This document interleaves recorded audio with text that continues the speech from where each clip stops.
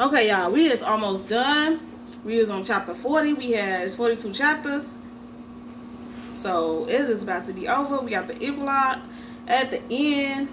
See what happened. Chapter 40. I should have guessed she was back as soon as I entered Evelyn's flat. The smell is everywhere. In the air, on her clothes, and her hair, and I suddenly remember where I smelled it before. The room in Coalanta, the heat, the sticky smell of incest, the undercurrent of sickness. Beth was always whirling Jones sticks around as though she was about to form a church service. She sits in an armchair by the fireplace. She looks so vulnerable, even with her her tough-looking leather jacket and biker boots. I wonder if she's suffering from some kind of breakdown. I realize that I don't know much about her, not really. I know her parents died when she was young, but that's all. I remember the photograph that I found upstairs. She lost a baby. My cheek stings, but I deserve the slap. I deserve everything that she's done to me.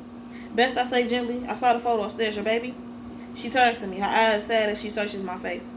I had to hide in the bed when you came into the room. She looks exhausted suddenly, as though all the fight has gone out of her. But yes, that's my baby, Leanna. There were complications. She died. She was already dead when I gave birth. Her voice catches. Oh, Beth. My hand cradles to my stomach. I'm so sorry. Tears pour down her cheeks. I never seen her cry. It's so shocking, so unexpected, that I can only stare at her. She wipes them away as though embarrassed. It's been hard, she manages. I managed. I can imagine. I had a miscarriage. I know it's not the same, but she holds up her hand. She left herself. Let's not talk about this. We're not friends, Karen. Not anymore. I know that. She studies the rips in the jeans, the knees of her jeans, picking at the frayed denim. So has it been, living as me. I laughed despite myself. Not as easy as you think. College was hard. Without a degree, I really struggled to pass. I had to work bloody hard. I couldn't learn to drive. She looked confused. Why? Because you already had a license. How could I go on a driving course when I was already supposed to have passed my test? Couldn't you have just done a refresher course or something? I laughed. I never thought of that. I got behind the wheel once, but obviously I had no clue how to drive and nearly killed me and Jamie. I haven't tried since. She smiles, but it doesn't reach her eyes, like she's not really listening to what I'm saying. What do we do now, she asks. Where do we go from here? I suddenly have a dreadful thought. Did you poison Ziggy? She frowns. Ziggy? My dog, he died. The vet said he'd been poisoned. She looks furious. Of course I didn't. Yes, I wanted to hurt you, to split you and Jamie up, to make you suffer like I suffered, but I would never hurt an animal. I can see by her indigestion that she's telling the truth. My stomach falls. So if she didn't kill Ziggy, who did? Or if it was just a terrible accident. She stands up and I follow suit, wondering what's going to happen next. She killed Sheen. She's a killer. Would she hurt me kill too? Somehow I don't think so. And I believe she killed Sheen in self-defense. I would have done the same in the circumstances. Kill or be killed. What will you do now? I say again. You know that they arrested someone for Sheen's murder. I'm not sure if anyone's been charged, but Sheen owed a lot of money apparently. Was in with some dodgy people. She meets my gaze. Her expression is awful now, less confrontational. That doesn't surprise me, knowing Sheen. So you can leave. I'm the only one who knows you were ever here, and I won't say anything. She narrows her eyes. You do that for me? Why? I did something awful to you. I took your identity. I lied about my qualifications. I should have never done it. I deserve everything that happened to me, Beth. I just want to move forward now. Try and salvage things with Jamie. Second chances. She looks skeptical. I stole from you. Well, that makes the two of us, I say wearily. Let's call it quits. We stand and stare at each other. Then suddenly she takes me by surprise by giving me a brief, awkward hug. I walk slowly out of Evelyn's house. I can feel Beth watching me from the window as I descend the steps into my own flat. I wonder what would she do now? Would she return to wherever she was living? I hope she'd be happy. We both wronged each other. I just want to put this whole nightmare behind us. Because really, I don't know how to live. I don't know how my life would ever turn out without her. That's true.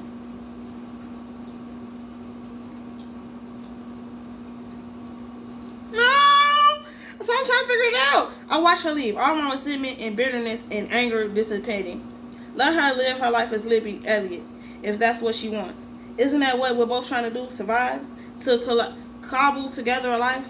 And now I need to live mine as Elizabeth Perez, Matteau's wife. I need to go back to him, if he'll have me. When Matteo asked me to marry him 3 years ago, I told him I couldn't find Sheen to get a divorce, but we moved in together anyway, and lived as husband and wife. At least I found someone who loved me, who didn't want to abuse me, mentally or physically, like my parents assumed, a good man. I began to heal, and things would never have taken a downward turn if it hadn't been for Lydiana.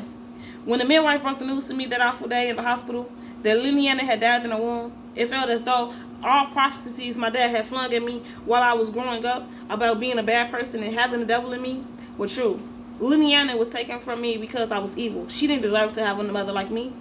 When Lydiana died, my hopes and dreams died with her of being a mother, of taking her home to the nursery with painting a bumblebee yellow, to the little white cot that Mateo had spent all afternoon putting together, the soft toys that awaited her, the onesie and the vest, nappies and little socks neatly folded in her wardrobe. I'll never watch her take her first steps or say her first words. I'll never see her ride a bike or start school or fall in love for the first time or get married. It had all been snatched away, and I yearned for her in the life she could have had. Seeing Karen again, confronting her, talking to her had been a therapy of sorts, a kind of closure. I'm not proud of my behavior in Thailand or what I've done to Karen since being back in England. But I have to forgive myself as well as her. She drugged me so that I wouldn't follow her. She hated me that much, and I deserved it. As darkness falls, I send Evelyn's car by the window and ring Mateo.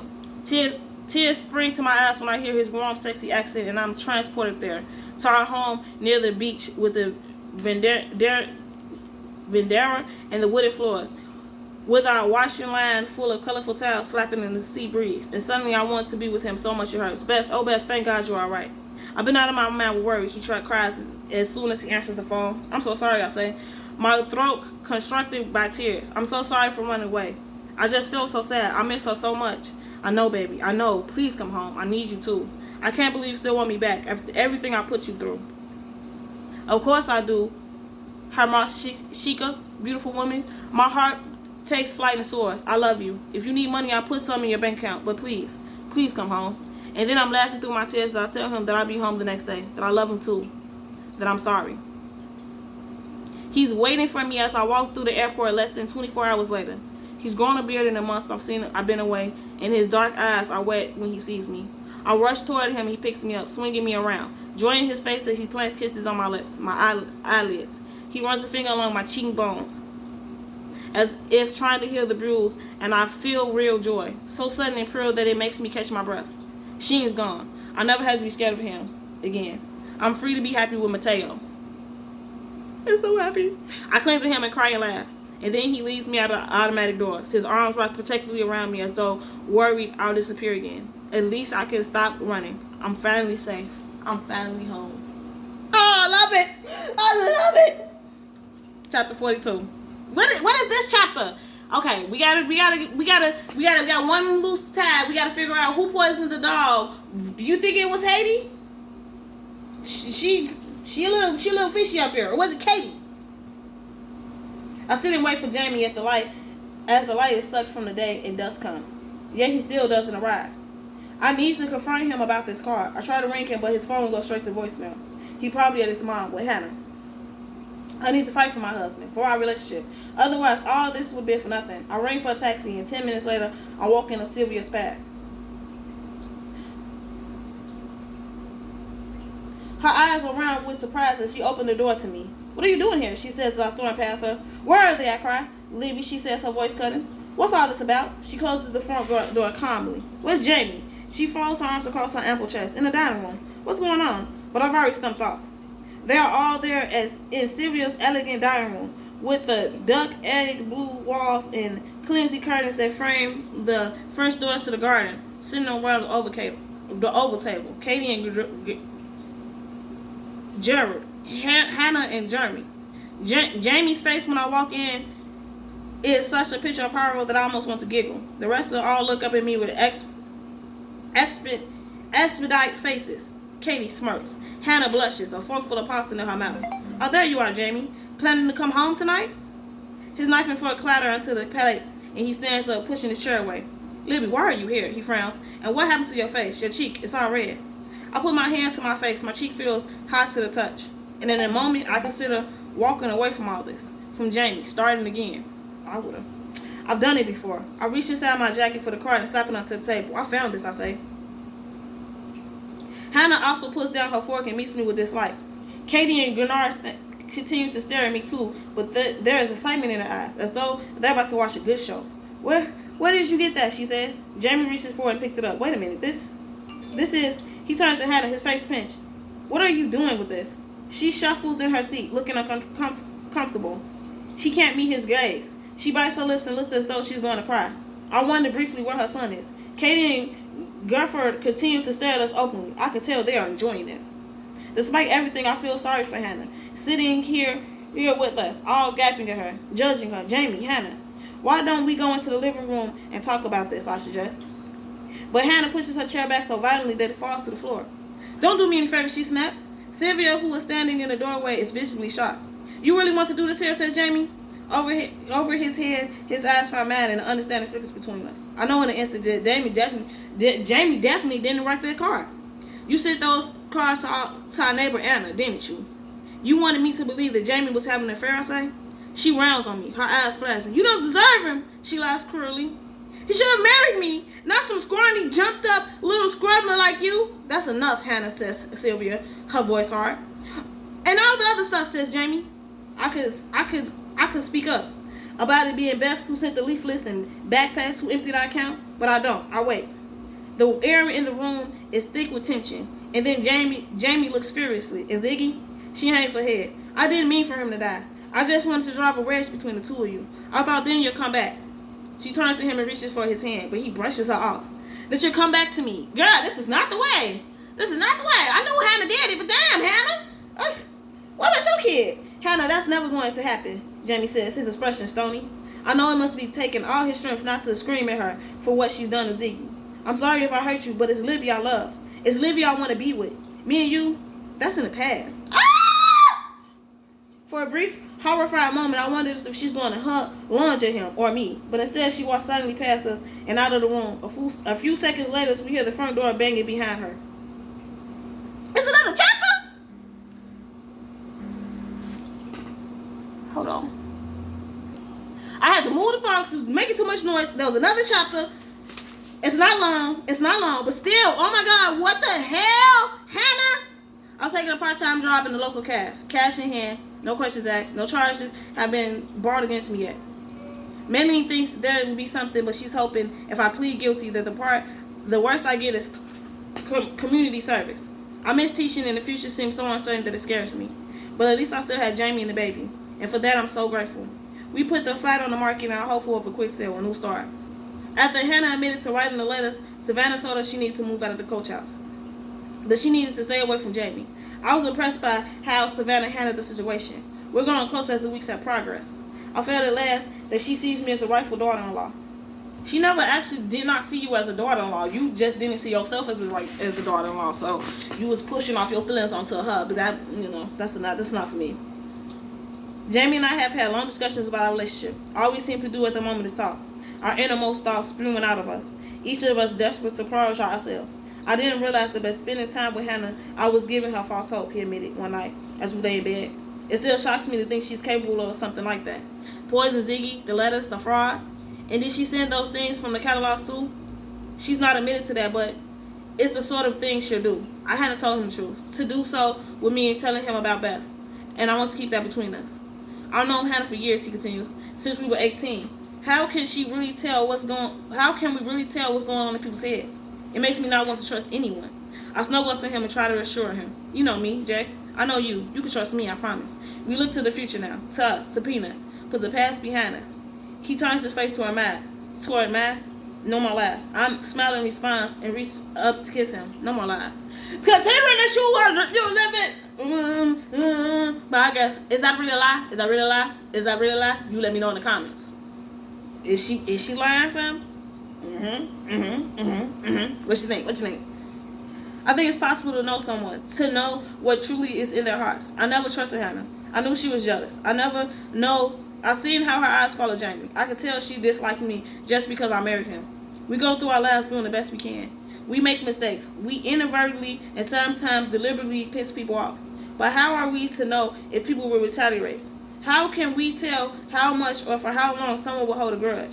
I was watching Jamie sleeps, his arms slung over his eyes so that I can only see his full lips, his chiseled chin, the hollow where his throat meets his collarbone.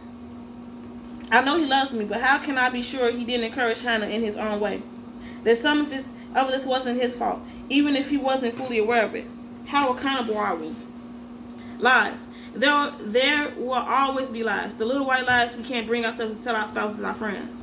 Sometimes it's protect them, and sometimes it's protect ourselves. I know I promised to tell Jamie everything, to confide in him, warts and all, to stop trying to make out that I'm perfect, but I can't tell him about Beth, and I can't tell him that I have forgiven her, because I'm partially to blame. After I found the drugs that Beth had used to spike my drink, anger and resentment grew inside me like a weed, entangling itself around my insides so that I was consumed by it. It was her fault I lost Harry. She manipulated us both. I took the drugs and poured them into my can of Coke while she was in the loo. Then when she returned, I pretended to be asleep. It didn't take long before she was out of it. I waited until I was sure she was in a deep slumber before grabbing what I thought was my backpack, heaving it on my shoulders and creeping out of the dark room. And then I started the fire in the woman's loo, just around the corner from our bedroom. I lit one of Beth's matches and threw it onto the waste paper basket full of paper towels. I told you she started that fucking fire. And my brain was like, she didn't start that fire. She did.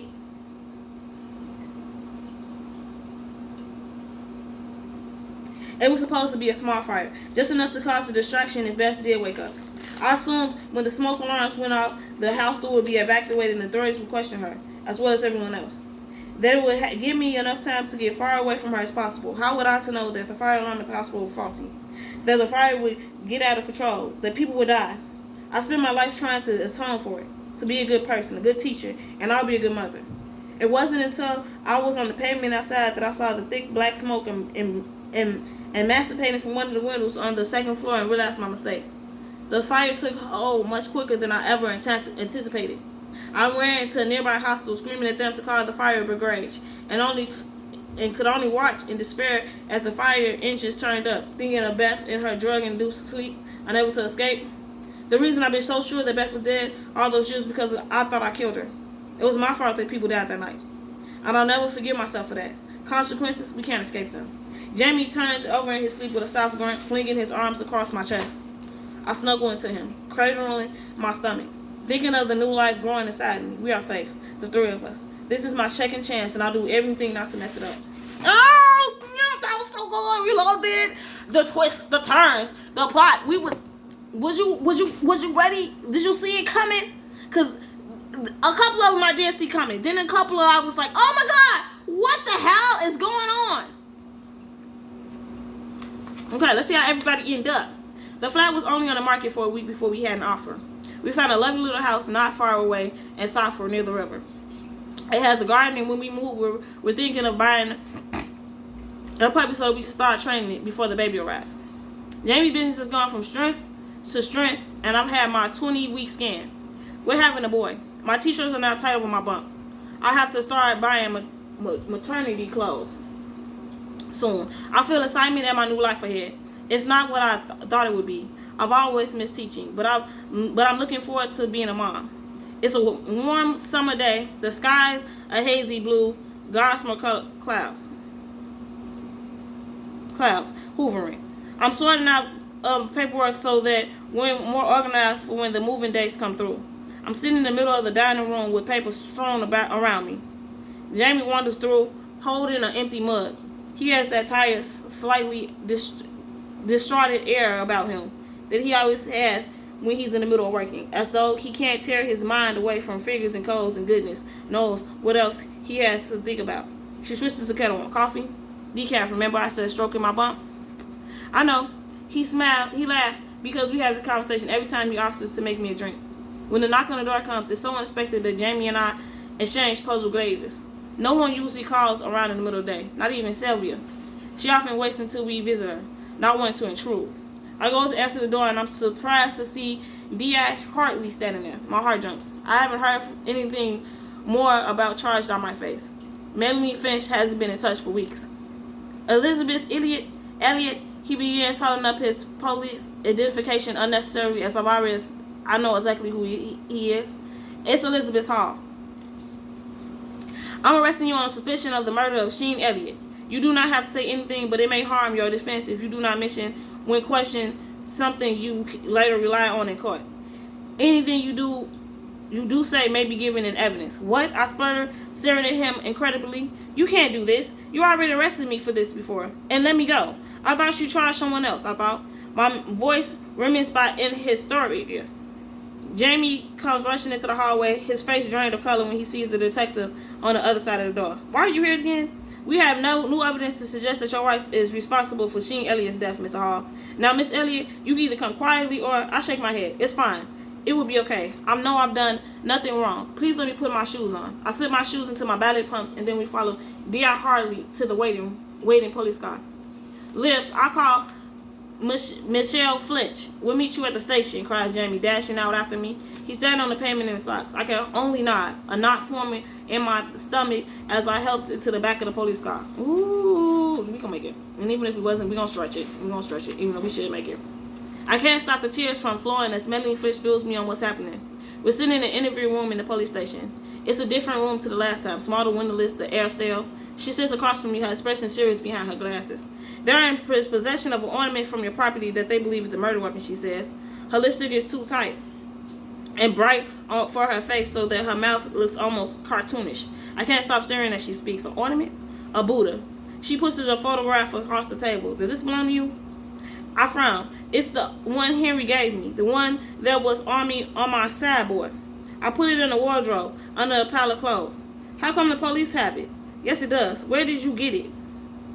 Yeah, she remember Shorty cleaned her prints off of it, and then what's her name came around and picked it up and moved it, so now her prints is on it. And since that was the weapon used to kill Sheen, she could go to jail. But how, since she wasn't there? She blinks, her eyes look huge behind her glasses. I'm not at liberty to say at the moment. What? What's going on? The shape of the ornament matches the wound to the head, and your fingerprints are all over it. So Beth used my Buddha to kill Sheen. And then what has she done? Wiped her prints from it and left it on my sideboard for me to find? If I never picked it up, if I had just left it there, then this wouldn't be happening. I sip water from a plastic cup. My hands are trembling. Well, yes, that would be. It's my ornament, but I didn't kill him. You have to believe me, Melanie. It wasn't me. I was in the hospital in Cornwall with Jamie the day Sheen died, remember? She sits back in her chair and assesses me. It's so hot in the room, so airless. My blouse is sticking to my skin and I can feel the wet patch forming on my back. She takes her glasses off and runs her fingers over her eye socket. She looks tired. Do you know more about this than you're letting on? She actually replacing her glasses. I'm sorry, Beth. I take a deep breath and tell her everything.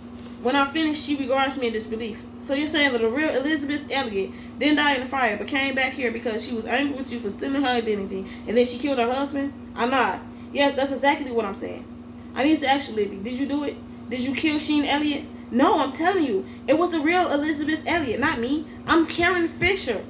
She consults her notes, her face darkened. Where it says here, the rare Karen Fisher died in the fire in Thailand back in 2008. Her documents were found in the cleanup operation. The fire is thought to have been started deliberately, Libby. They were my documents. I took the real Elizabeth Elliott's bag when I ran away from the hospital. The real Elizabeth Elliott was here a few months ago. She was standing in my neighbor's house flat. I saw her. I had a conversation with her. I can see it's falling in on deaf ears, and I realized with horror that she doesn't believe me. That she thinks I'm making up the whole thing. Leave it to me, she said, standing up. But that's still not explaining how she would have killed him. Is anybody thinking about that? I sit and wait. Eventually, Melanie returns with D.I. Hartley and D.S. Shroud. She sits next to me while the two detectives take the seats opposite. We have enough evidence here to charge you, says D.S. Hartley, his stingly eyes flashing dangerously. And then it would go to Crown Court. It would make life a lot easier, though, Miss Elliott, if you confess. I'm not going to confess because I've done nothing wrong, I cry. We already established the ornament belongs to you, he says. Yes, it does. And it has your fingerprints all over it. Nobody else's, just yours.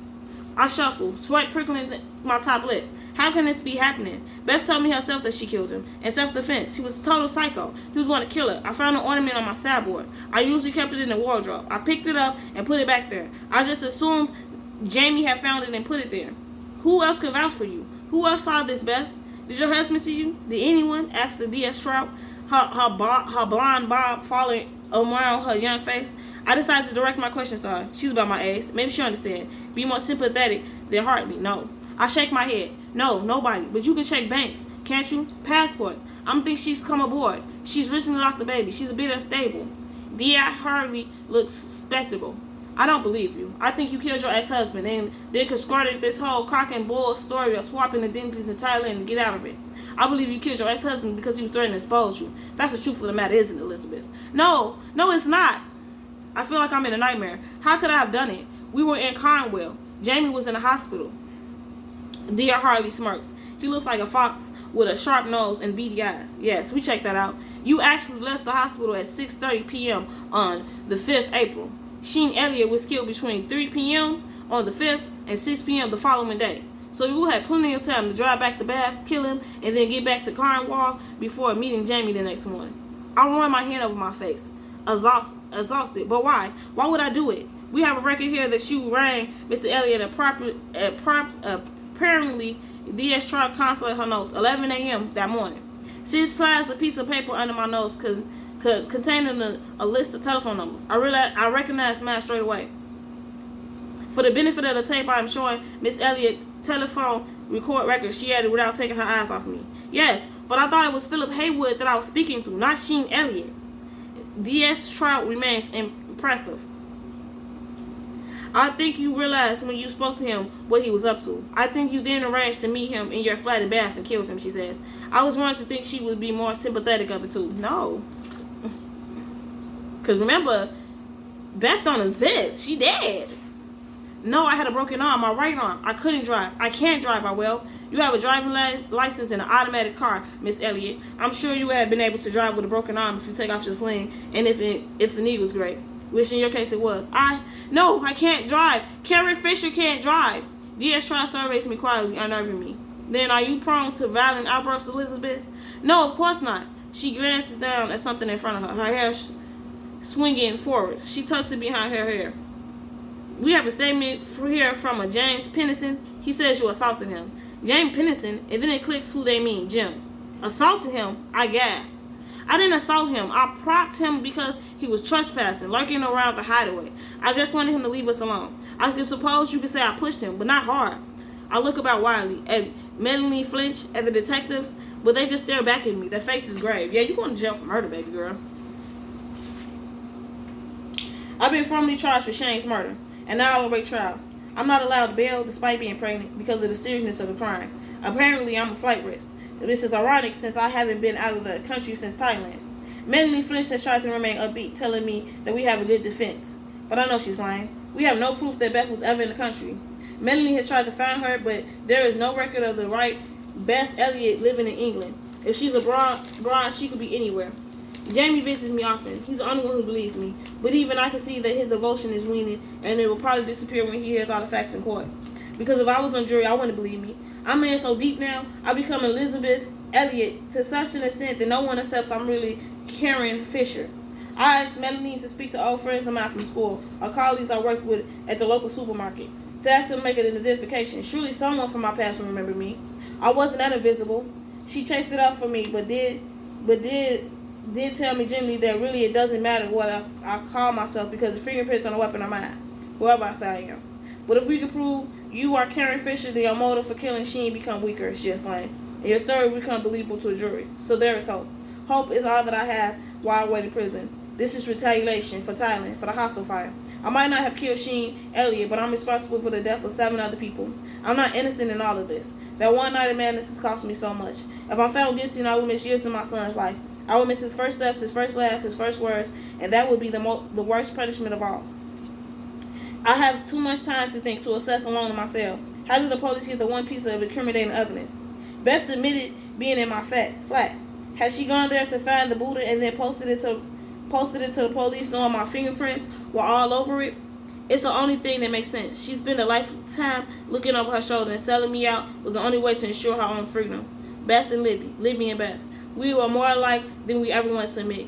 I know if I had been the other way around, I would have done the same to her to save my own skin. Because we are survivors. We had to be. And I survived this. I proved my innocence. I refuse to let Beth win.